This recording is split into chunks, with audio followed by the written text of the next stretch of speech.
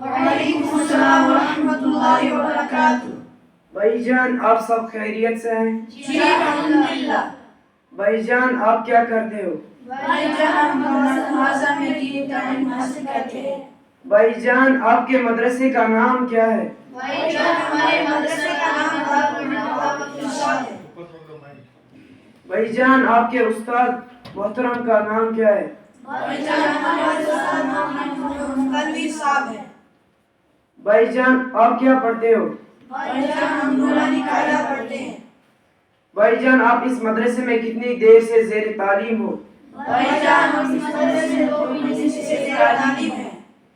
بھائی جان کیا میں آپ سے کچھ سوالات پوچھ سکتا ہوں اور آپ جواب دینے کے لیے تیار ہو؟ جی بھائی جان ہم کوشش کریں گے۔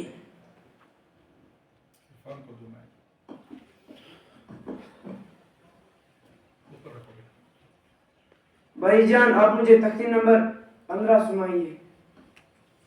اعوذ باللہ من الشیطان الرجیم بسم اللہ الرحمن الرحیم۔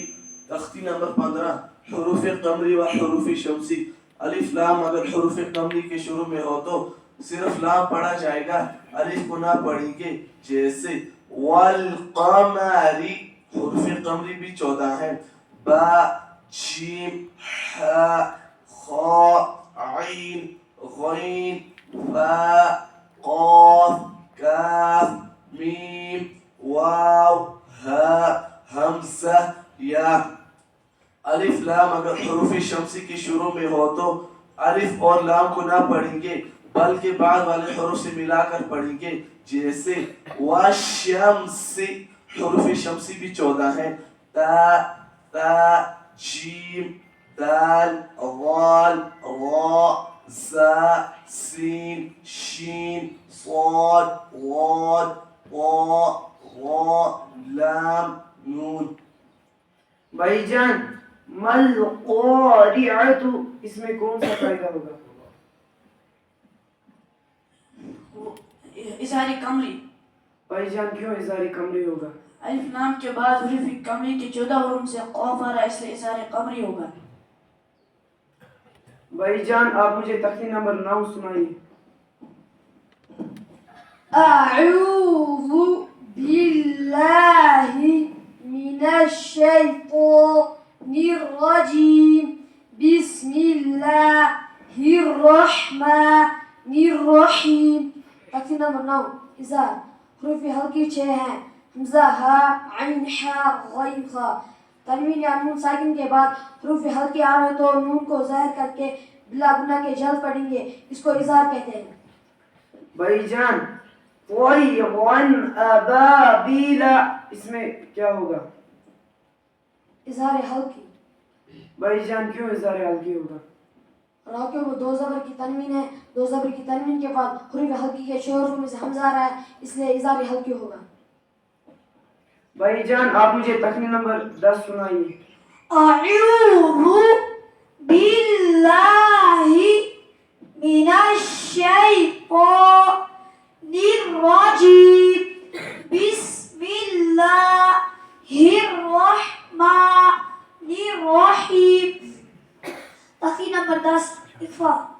حروف اخفا 15 ہے، تا ثا جیم دال ذال زا سین شین صاد ضاد طا ظا فا قاف کاف۔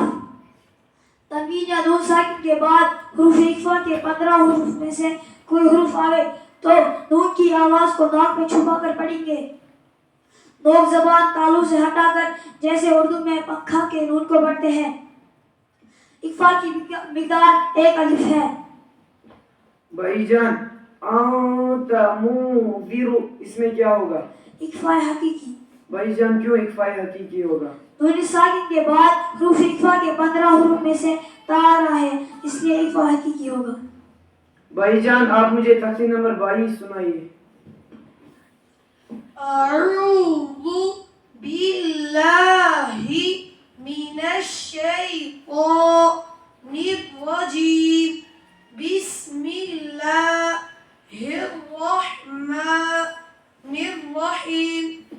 تختی نمبر 22 میم ساکن کا قاعدہ ادغام شفوی. میم ساکن کے بعد میم آئے تو میم کو میم سے ملا کر گنہ کے ساتھ پڑھا جائے گا. نمبر 2 اقفاء شفوی. میم ساکن کے بعد با آئے تو گنہ کے ساتھ اقفاء ہوگا. نمبر 3 اظہار شفوی. میم ساکن کے بعد با اور میم کے علاوہ کوئی اور بالخصوص با یا فا ہے تو میم کو ظاہر کر کے بلا گنہ کے جلدی پڑھے. اس کو اظہار شفوی کہتے ہیں. بھائی جان الیکم مرسلون اس میں کیا ہوگا؟ ادغام شفوی.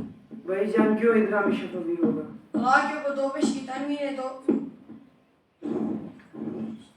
میم ساکن کے بعد میم آئے تو میم کو میم سے ملا کر پڑھنا چاہیے.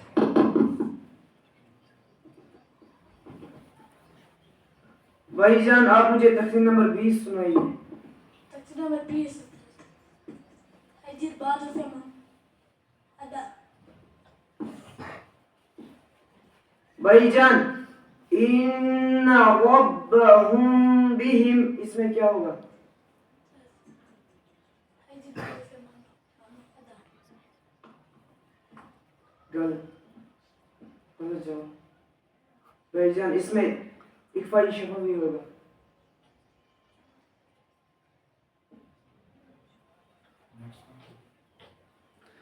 بھائی جان آپ مجھے تقسیم نمبر 12 سنائیے. تقسیم نمبر 12 جزم مشق جزم سکون. جس حروف پر جزم ہو اس کو پچھلے والے حروف سے ملا کر پڑھتے ہیں. جزم والے حروف کو ساکن کہتے ہیں. حمزہ ساکنہ کے پڑھنے میں جھٹکا ہوتا ہے. بھائی جان کراما کاتبین اس میں کیا ہوگا؟ اقفاء حقیقی ہو. بھائی جان کیوں اقفاء حقیقی ہوگا؟ دو زبر کی تنوین کے بعد حروف اقفاء کے 15 حروفوں میں سے کاف آ رہا ہے اس لیے اقفاء حقیقی ہوگا. بھائی جان آپ مجھے تقسیم نمبر 4 سنائیے. اعوذ باللہ من الشیطان الرجیم بسم اللہ الرحمن الرحیم. تقسیم نمبر 4 حروف مدہ. حروف مدہ 3 ہیں. الف مدہ، یا مدہ، واو مدہ. ان تینوں کو تھوڑا کھینچ کر پڑھنا چاہیے. الف سے پہلے زبر ہو تو الف مدہ ہوگا.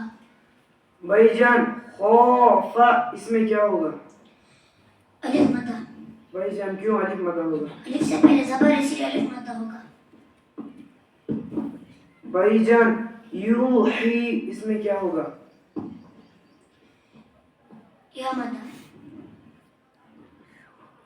غلط جواب. بھائی جان اس میں واو مدہ ہوگا. واو مدہ. بھائی جان کیوں واو مدہ ہوگا؟ واو ساکن سے پہلے پیش سے واو مدہ ہوگی. بھائی جان آپ مجھے تقسیم نمبر 25 سنائیے. اعوذ باللہ من الشیطان الرجیم بسم اللہ الرحمن الرحیم. تختی نمبر 25 رسم الخط. رسم الخط یعنی لکھنے کا طریقہ. قرآن پاک میں بہت جگہ الف، واو، یا لکھے ہوئے ہیں مگر پڑھے نہیں جاتے. ان پر نشان دراز بنا ہوا ہے. نیچے کے نقشے میں وہ الفاظ لکھتے گئے ہیں. لفظ انا میں نون کے بعد کا الف کہیں پڑھا نہیں جائے گا.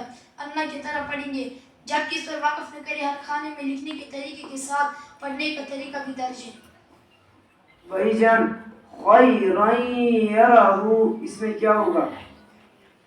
بھائی اس میں ادغام ناقص ہوگا. بھائی جان کیوں ادغام ناقص ہوگا؟ نون ساکن کے بعد حرف یومین کی 4 حروف میں سے یا آ رہا ہے اس لیے ادغام ناقص ہوگا. بھائی جان آپ مجھے تقسیم نمبر 14 سنائیے. اعوذ باللہ من الشیطان الرجیم بسم اللہ الرحمن الرحیم. تقسیم نمبر 14 تقسیم نمبر 14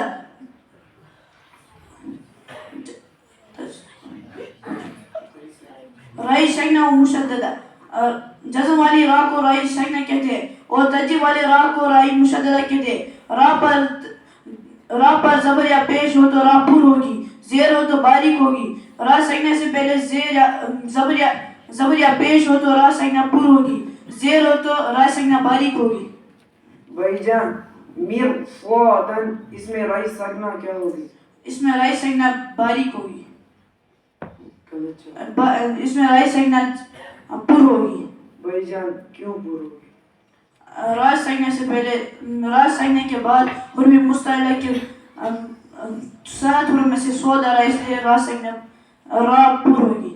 باقی بس بھی کہا کہ را ساکن سے پہلے زیر ہو تو را باریک ہوگی. یہ ہے نا قاعدہ, را ساکن سے پہلے زیر ہو تو را باریک ہو. اگر را ساکن سے پہلے زیر ہو اور اس کے بعد حروف مستعلیہ ہو تو کیا ہوگا؟ کیوں ہوگی وہ بتاؤ زور سے.